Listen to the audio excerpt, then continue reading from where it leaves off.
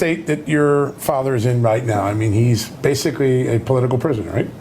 Yeah, so he's now coming up to 2 years incarcerated in a solitary confinement cell. The state of the cell he's in is awful, quite frankly. He's showering in muddy water. I don't just mean unfiltered water, it's literally muddy, dirty water. 10 people who are incarcerated at the same time have died of hepatitis C from filthy needles, filthy razors.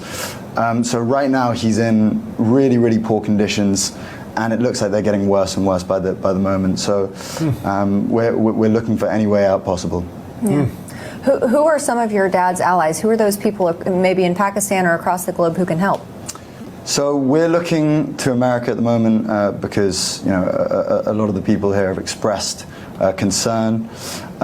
It seems like it might be the only kind of route out at the moment, because it seems like the establishment over there aren't responding to the UN or Amnesty International's statement saying it's an unlawful incarceration. So we're looking to America at the moment. And it's an interesting coalition of people that all agree on this, right? You got Amnesty International, tends to lean a little bit to the left in American politics. Yeah. You got Rick Grinnell, one of the closest advisors to President Trump. There seems to be a very large concern that the way this whole case is unfolded and the conditions that your dad are in now just isn't the norm, even for Pakistan. Tell us a little bit what most concerns you about how your dad ended up in this situation. So one element of it is that every time, he has over 200 cases now against him, and every time he's cleared of a case or a case gets overturned, they put 4 or 5 more on him. So there doesn't really seem like any way out at the moment. Yeah. So what worries us in one way is that there's no end in sight, but also we're not able to speak to him. We conducted an interview about 4 months ago, talking about the human rights issues and violations.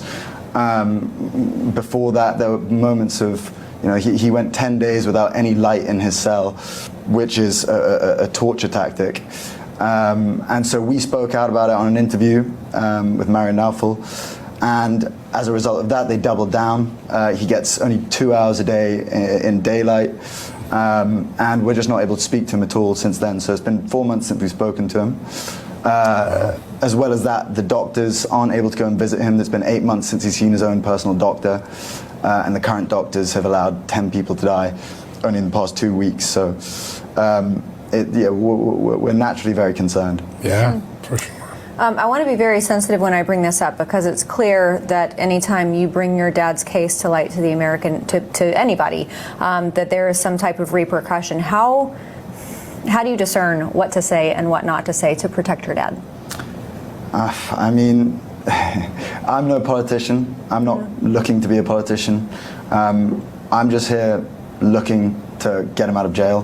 From a personal perspective, obviously from a selfish perspective, I want to see him again. It's been 2.5 years since I saw him. I last saw him after he was shot 3 times.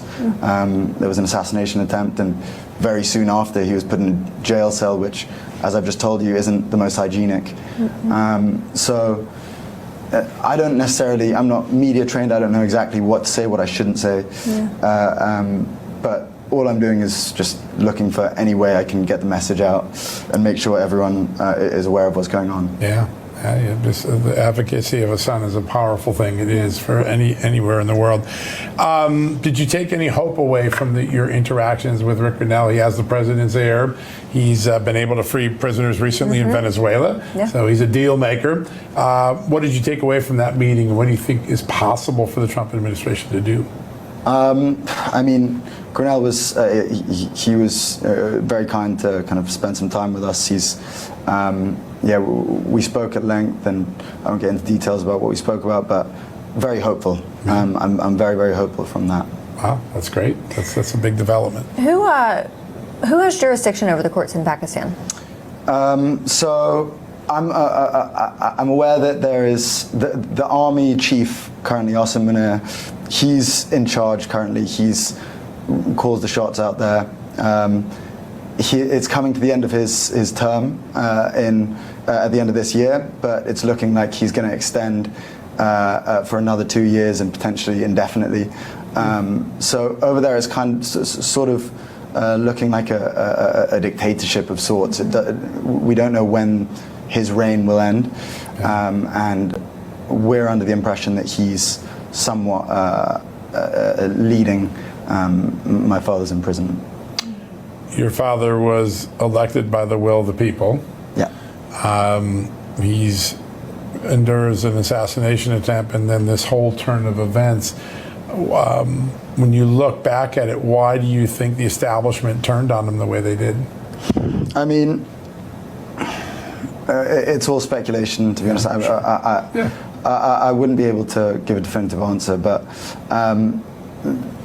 potentially power. But as you said, he won the election from a prison cell with a two-third majority. So pretty remarkable. On one side, it's me and my brother plead from a personal perspective, but the 250 million people in Pakistan also deserve to have their voices heard. They voted him in, and even with vicious rigging, to the point where they removed the cricket bat, which was the symbol of is synonymous with my father. Sure. In a country with a high illiteracy rate.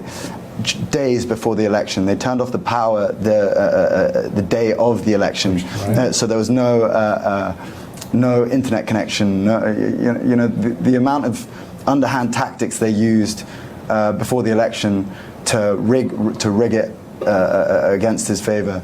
And still he wins. Yeah, and still